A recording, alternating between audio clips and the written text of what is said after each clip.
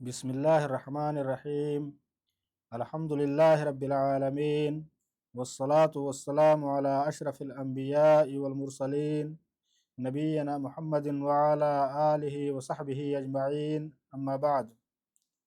अनिल मुगीरह इब्न शुअबह रज़ियल्लाहु तआला अन्हु क़ाल कुन्तु मअन नबी सल्लल्लाहु अलैहि वसल्लम फ़ी सफ़रिन फ़अहवैतु लिअन्ज़िअ ख़ुफ़ैहि फ़क़ाल दअहुमा फ़इन्नी अदख़लतुहुमा ताहिरतैन फ़मसह अलैहिमा, रवाहुल बुखारी। अज़ीज़ साथियों, आज के दर्स में मौज़ों पर मसह के ताल्लुक़ से चंद बातें रखूँगा। अल्लाह रब्बुल आलमीन हम सब को दीन को समझने की तौफ़ीक़ अता फ़रमाए। अज़ीज़ साथियों, मैंने आप हज़रात के सामने अल्लाह के रसूल सल्लल्लाहु अलैहि वसल्लम की एक हदीस पढ़ी है। हज़रत मुग़ीरा इब्न शुअबा रज़ियल्लाहु तआला अन्हु हदीस के रावी हैं। कहते हैं कि मैं नबी पाक सल्लल्लाहु अलैहि वसल्लम के साथ एक सफ़र में था। अल्लाह के रसूल सल्लल्लाहु अलैहि वसल्लम वज़ू कर रहे थे। मैं आप सल्लल्लाहु अलैहि वसल्लम के मौज़ों को निकालने के लिए झुका तो अल्लाह के रसूल सल्लल्लाहु अलैहि वसल्लम ने फरमाया कि इन मौज़ों को छोड़ दो, मैंने इनको तहारत की हालत में पहना है। और उसके बाद अल्लाह के रसूल सल्लल्लाहु अलैहि वसल्लम ने उन मौज़ों पर मसह किया। तो इस रिवायत से ये चीज़ साबित है कि अल्लाह के रसूल सल्लल्लाहु अलैहि वसल्लम ने मोज़े पर मसह किया है।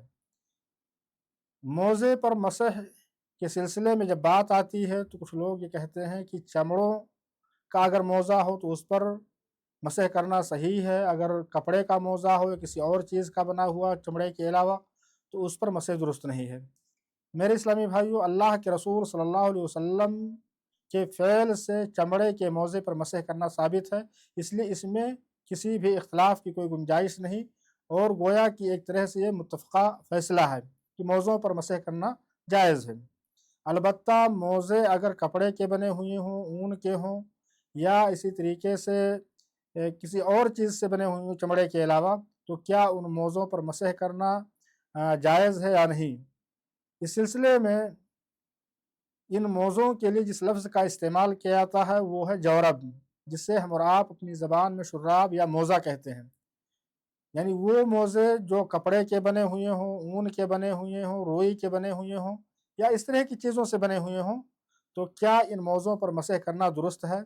मेरे इस्लामी भाइयों, तकरीबन 13 सहाबे किराम से रज़ियल्लाहु तआला अन्हुम, इन लोगों से ये चीज़ साबित है कि इन्होंने जौरबैन के ऊपर मसह किया। और सिर्फ ये नहीं कि इन लोगों ने मसह किया, बल्कि इन लोगों के इस अमल पर किसी सहाबी ने कोई नकीर नहीं की। तो गोया कि एक तरह से सहाबे किराम के दरमियान ये चीज़ मुत्तफ़क़ अलैह थी कि जौरबैन पर मसह करना दुरुस्त है। अगर किसी को एतराज़ होता तो ज़रूर उस मौके पर एतराज़ करते। तो जौरबैन पर मसह करना दुरुस्त है, यानी मोज़े चाहे वो चमड़े के हों या कपड़े के हों या ऊन के हों या रुई के हों, किसी भी चीज़ के बने हुए हों, किस चीज़ से बने हुए, इन चीज़ों से हट करके असल चीज़ ये है कि इल्लत एक होनी चाहिए। यानी अल्लाह के रसूल सल्लल्लाहु अलैहि वसल्लम ने जो मौज़ों पर मसह किया उसके अंदर एक चीज़ ये थी कि मोज़े को बार बार निकालने में परेशानी होती है। तो जिस तरह से चमड़े के मोज़े को निकालने में परेशानी होती है, उसी तरीके से कपड़े या ऊन या रुई या इस तरह की चीज़ों के बने हुए मौज़ों में भी ये परेशानी होती है। तो मौज़ों पर मसह करना ये चीज़ जायज़ है, दुरुस्त है और ये चीज़ अल्लाह के रसूल सल्लल्लाहु अलैहि वसल्लम के फ़ेल और सहाबे किराम के अमल से भी ये चीज़ साबित है। मौज़ों पर मसह के लिए कुछ शर्तें हैं जिनको उलमा और फ़ुक़हा ने बयान किया है। आइए उन शर्तों को देखते हैं कि मौज़े पर मसह करने के लिए या मौज़ों पर मसह के सही होने के लिए क्या शर्तें हैं।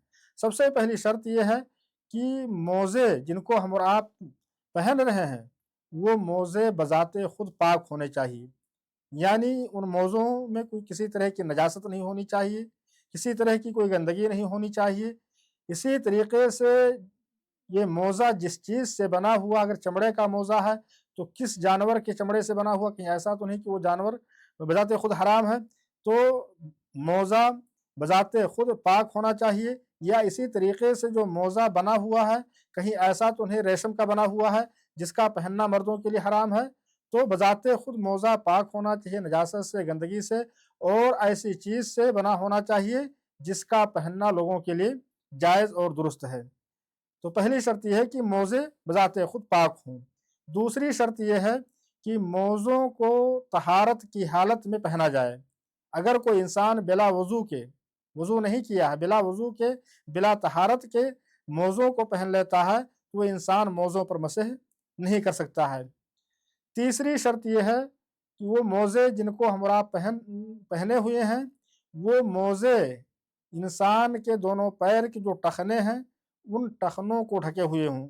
ہمارے معاشرے میں بہت سارے لوگ آج موزہ پہنتے ہیں لیکن وہ شارٹ موزہ ہوتا ہے، چھوٹا موزہ ہوتا ہے، اور اس موزے کی ایک کیفیت یہ ہوتی ہے کہ وہ موزہ انسان کے ایڑیوں کو ڈھکے ہوتا ہے، لیکن ایڑیوں کے اوپر جو ٹخنا ہوتا ہے جس کا دھلنا وضو کے اندر ضروری ہے وہ ٹخنے ڈھکے نہیں ہوتے ہیں۔ تو اگر انسان کے ٹخنے کھلے ہوئے ہیں، موزے اس کو ڈھانپ نہیں رہے ہیں، تو ایسے موزوں پر بھی مسح کرنا درست نہیں ہے۔ اسی طریقے سے موزوں پر مسح کے تعلق سے ایک اہم چیز بعض علماء نے یہ شرط لگائی ہے کہ موزے ایسے ہوں جن کو پہن کر کے چلنا ممکن۔ اس میں بعض لوگوں نے کہا کہ 1 فرسخ یعنی 5.5 کلومیٹر انسان پہن کر کے پیدل چل سکے۔ بعض لوگوں نے کہا نہیں، صرف یہ ہے کہ جس عام طور پر لوگوں کے بیچ میں جس کو چلنا کہتے ہیں پہن کر کے، اگر وہ چیز ہے یعنی انسان پہن کر کے چل سکتا ہے، صرف اس میں کلومیٹر یا دوری کی شرط نہیں ہے، تو ایسے موضوع پر بھی مسح کرنا جائز ہے۔ میرے اسلامی بھائیو، حقیقت یا صحیح اس سلسلے میں میرے علم کی حد تک جو چیز ہے کہ موزے ایسے موزے ہوں جن پر موزوں کا اطلاق ہو، یعنی انسان موزہ پہنے ہوئے ہو، اس کو وہ پہننے کے بعد میں موزے آٹومیٹک نیچے نہ گر جائیں، یا کبھی کوئی انسان ایسا نہ کرے کہ انسان نے وضو کیا اور وضو کرنے کے بعد کوئی کپڑا اپنے پیر کے اوپر لپیٹ لیا یا اس طرح کی کوئی چیز لپیٹ لی جن پر موزوں کا اطلاق نہیں ہوتا ہے، اور وہ انسان کہے کہ ہم اس کے اوپر مسح کریں گے، تو یہ چیز درست نہیں ہے۔ بلکہ موزہ وہ ہونا چاہیے جس پر موزے کا اطلاق ہوتا ہے اور وہ پیر کو پکڑے ہوئے ہو اور اس کو پہن کر کے انسان چل سکے۔ اسی طریقے سے موزوں پر مسح کے لیے ایک شرط یہ ہے، اس سلسلے میں بھی اختلاف ہے کہ موزے موٹے ہونے چاہیے، ان کی بناوٹ موٹی ہونی چاہیے، گاڑھی ہونی چاہیے، موزے باریک نہیں ہونے چاہیے۔ میرے اسلامی بھائیو، اگر موزے بہت زیادہ باریک ہیں جس کو ہم شفاف کہہ سکتے ہیں، یا یہ کہہ سکتے ہیں کہ جن کو پہننے کے بعد انسان کے پیر کا رنگ ظاہر ہو رہا ہے، یعنی ایک طرح سے ایسا لگ رہا ہے کہ اس کے اوپر موزہ ہے ہی نہیں، تو اگر کوئی انسان اس طرح سے موزہ صاف شفاف موزہ پہن رہا ہے جس سے پیروں کی رنگت واضح ہوتی ہے، تو اکثر علماء نے کہا کہ ایسے موزے پر مسح کرنا درست نہیں ہے۔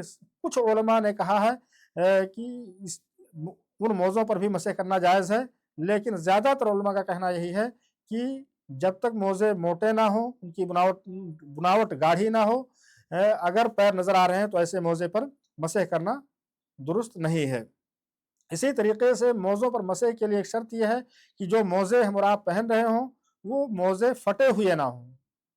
بعض لوگوں نے اس سلسلے میں کہا کہ اگر کچھ معمولی موزہ پھٹا ہوا، تھوڑا سا موزہ پھٹا ہوا، وہ زیادہ پھٹا ہوا نہیں ہے، تو ایسے موزے پر مسح کر سکتے ہیں۔ اور صحیح بھی یہی ہے کہ اگر کہیں تھوڑا سا کٹا ہوا ہے، ایسا نہ ہو کہ انسان کا پیر کھلا ہوا ہو، زیادہ پھٹا ہوا موزہ، تو اگر کہیں تھوڑا موڑا موزہ پھٹا ہوا ہے تو ایسے موزے پر مسح کرنا جائز ہے اور درست ہے۔ تو یہ چند شرطیں تھیں موزوں پر مسح کے تعلق سے۔ آئیے اس کے بعد موزے پر مسح ہم کتنے وقت تک کریں گے۔ اگر ہم مقیم ہیں، اپنے گھر میں ٹھہرے ہوئے ہیں، اپنے آبادی میں ٹھہرے ہوئے ہیں، اپنی بستی میں ٹھہرے ہوئے ہیں، تو مقیم کے لیے موزے پر مسح کرنا 1 دن اور 1 رات جائز ہے۔ اور اگر انسان مسافر ہے، سفر کی حالت میں ہے، تو اس کے لیے 3 دن اور 3 رات موزے پر مسح کرنا جائز اور درست ہے۔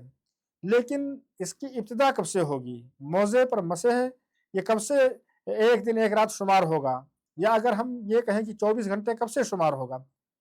کیا موزہ پہننے کے وقت سے، یا وضو کرنے سے لے کر، یا موزے پر مسح کے تعلق سے؟ دیکھیں اس سلسلے میں اختلاف ہے، لیکن اقرب الی الصواب جو ہے وہ یہ کہ انسان موزے پر جب پہلی بار مسح کرے گا حدث کے بعد میں، مثال کے طور پر کسی انسان نے فجر کے وقت وضو کیا اور موزہ پہن لیا، اس نے فجر کی نماز پڑھی، اب ظہر سے پہلے اس کا وضو ٹوٹ گیا، اس نے کیا کیا، ظہر کے لیے وضو کیا اور موزے پر مسح کیا، تو جب اس نے پہلی بار موزے پر مسح کیا ہے تو یہاں سے ایک دن ایک رات یہ چیز شمار کی جائے گی۔ اسی طریقے سے پہلے مسح سے اگر انسان مسافر ہے تو وہیں سے 3 دن اور 3 رات اس کے لیے موزے پر مسح کرنا جائز اور درست ہے۔ موزے پر مسح کیسے کرے، کہاں کرے؟ پیر کے اوپری حصے پر، بغل میں، نیچے کے حصے پر۔ میرے اسلامی بھائیوں، انسان موزے پر مسح اس کے اوپری حصے پر کرے گا، جیسا کہ اللہ کے رسول صلی اللہ علیہ وسلم کا عمل تھا۔ اس سلسلے میں حضرت علی رضی اللہ تعالیٰ عنہ کا قول ہے، کہتے ہیں لو کان الدین بالرأی لکان اسفل الخف اولا بالمسح من اعلاہ لقد رأیت رسول اللہ صلی اللہ علیہ وسلم کان یمسح علی ظاہر قدمیہ۔ حضرت علی رضی اللہ تعالیٰ عنہ فرماتے ہیں کہ اگر دین کا معاملہ رائے پر ہوتا، عقل پر ہوتا، تو عقل یہ کہتی ہے کہ انسان موزے کے نچلے حصے پر مسح کرے، اس لیے کہ گندگی لگنے کا امکان یا اس طرح کی چیزیں لگنے کا امکان پیر کے نچلے حصے پر ہوتا ہے، لیکن دین کا معاملہ عقل پر نہیں ہے، بلکہ اللہ کے رسول صلی اللہ علیہ وسلم کے فعل، اللہ کے رسول صلی اللہ علیہ وسلم کی سنتوں پر ہے۔ تو موزے پر مسح اس کے اوپری حصے پر کیا جائے گا، اور علی رضی اللہ تعالیٰ عنہ فرماتے ہیں کہ میں نے اللہ کے رسول صلی اللہ علیہ وسلم کو موزوں پر مسح اس کے اوپری حصے پر کرتے ہوئے دیکھا ہے۔ تو انسان دونوں ہاتھوں میں پانی لے گا اور اس پانی کو جھاڑ دے گا، پھر دائیں ہاتھ سے دائیں پاؤں کے اوپری حصے پر اور بائیں ہاتھ سے بائیں پاؤں کے اوپری حصے پر مسح کرے گا۔ اسی طریقے سے موزوں پر مسح کے تعلق سے ایک چیز یہ ہے کہ موزوں پر مسح کو باطل کرنے والی چیزیں کیا کیا ہیں۔ جیسے وضو کبھی ٹوٹ جاتا ہے، وضو توڑنے والی چیزیں کیا ہیں، اسی طریقے سے مسح کو باطل کرنے والی چیزیں کیا ہیں۔ تو مسح کو جو چیزیں باطل کرنے والی ہیں، مسح کو جو چیزیں توڑنے والی ہیں، ان میں سے سب سے پہلی چیز یہ کہ اگر انسان موزے پر مسح کی ہوئی ہے اور نواقض وضو، جو وضو توڑنے والی چیزیں ہیں، ان میں سے کوئی بھی چیز سرزد ہوتی ہے تو مسح باطل ہو جائے گا۔ انسان جب وضو کرے گا تو وضو کے ساتھ ساتھ کیا کرے گا، موزوں پر مسح بھی کرے گا۔ ایسا نہیں کہ صرف وضو کر لے گا اور موزوں پر مسح نہیں کرے گا۔ نواقض وضو میں سے کوئی بھی چیز ہوتی ہے تو وضو کے ساتھ ساتھ انسان کیا کرے گا، موزوں پر مسح بھی کرے گا۔ انسان جنابت کی حالت میں ہو جائے، مثال کے طور پر انسان نے مغرب کے وقت موزے کو پہن لیا اور ابھی اس کی مدت باقی ہے، رات میں اس کو احتلام ہو گیا یا اس نے ہم بستری کی یا اس طرح کی چیزیں جن سے غسل واجب ہو گیا، تو اگر اس طرح کی چیز ہو گئی تو انسان کا موزوں پر مسح کرنا یہ چیز باطل ہو جاتا ہے۔ اسی طریقے سے اگر کوئی انسان موزہ پہنے ہوئے ہے، ابھی مدت ختم نہیں ہوئی ہے اور مدت ختم ہونے سے پہلے اس نے دونوں موزوں کو نکال دیا یا کسی ایک موزے کو نکال دیا، تو وہ موزوں پر مسح یہ چیز باطل ہو گئی، یہ چیز ختم ہو گئی۔ اسی طریقے سے موزوں پر مسح کو باطل کرنے والی چیزوں میں سے ایک اہم چیز یہ ہے کہ مسح کی جو مدت ہے وہ ختم ہو جائے۔ مثال کے طور پر آدمی مقیم ہے، مقیم کے لیے 24 گھنٹے کی یا ایک دن ایک رات کی اجازت ہے، یہ مدت ختم ہونے کے بعد میں کوئی انسان ان موزوں پر مسح نہیں کر سکتا ہے، الا یہ کہ ان موزوں کو نکالے، دوبارہ وضو کرے اور وضو کر کے پھر سے پہنے تو پھر ان موزوں پر مسح کرے گا۔ یہ چند باتیں تھیں موضوع پر مسح کے تعلق سے۔ اللہ رب العالمین ہم سب کو دین کے احکام کو سمجھنے کی توفیق عطا فرمائے، ہم سب کو اس پر عمل پیرا ہونے کی توفیق عطا فرمائے، آمین۔ وآخر دعوانا الحمد للہ رب العالمین، صلی اللہ علی نبینا محمد وعلی آلہ وصحبہ اجمعین۔